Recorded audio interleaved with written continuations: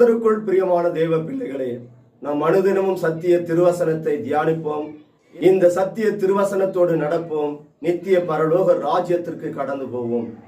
இந்த நாள் தியானத்திற்கு என்று சங்கீதம் 119 அதிகாரம் 25 நாம் வாசிப்போமானால், என் ஆத்துமா மண்ணோடு ஒட்டி கொண்டு இருக்கிறது, உமது வசனத்தின்படி என்னை உயிர்ப்பியும்.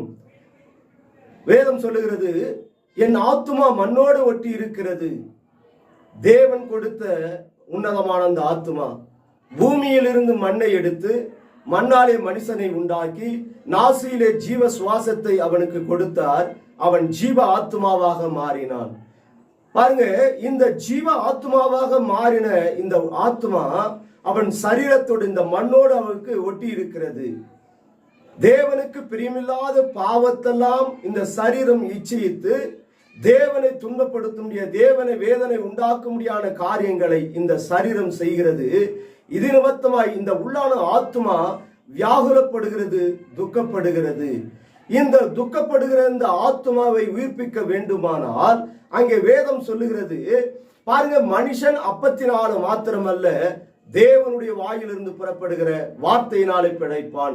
இந்த வார்த்தை தான், இந்த தேவனுடைய திருவசனம் தான் ஒரு மனுஷனை உயிர்ப்பிக்கும்.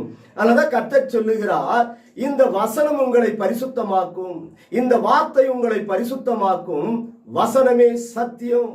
இந்த தேவ திருவசனம் தான் நம்மை பரிசுத்தமாக்கும். சரீரம் என்னெல்லாம் இச்சைக்கிறதோ அந்த பாவ வழிகளுக்கு இந்த உள்ளான ஆத்துமா ஒவ்வொரு நாளும் வியாகுலப்படுகிறது. அது கண்ணீரோடு சஞ்சலத்தோடு ஒவ்வொரு நாளும் துக்கப்பட்டு கொண்டிருக்கிறது. அவர் தேவன் கொடுத்த பாருங்க அந்த ஆவி ஆத்துமா சரீரத்தை பரிசுத்தமாக வைத்துக் கொள்ள வேண்டும். தேவனாகிய கர்த்தர் வரும்போது குற்றமற்றதாய் இருக்கும்படியாய் தேவ சமூகத்திலே சிங்காசனத்திற்கு முன்பாக நிற்கும் போது அது பரிசுத்தம் உள்ளதாக காணப்பட வேண்டும். அதன் அர்த்தம் உள்ளான ஆத்துமா வியாகுலப்படுகிறது.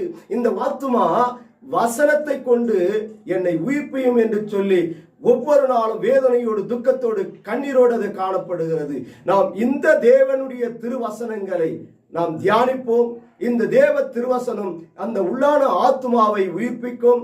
நித்திய பரலோக ராஜ்யத்திற்கு ஆவி ஆத்மா சரீரம் பாருங்க குற்றமற்றதாய் சிங்காசனத்திற்கு முன்பாக நிற்கும். நாம் தேவ சமூகத்திலே தலைகளை தாழ்த்தி நாம் ஜெபம் செய்வோமா? சொத்திரிக்க நன்றியோடு துதிக்கிற ஆண்டவரே, என் தகப்பனே, என்னோட ஆத்துமா மண்ணோடு ஒட்டி கொண்டு இருக்கிறதப்பா.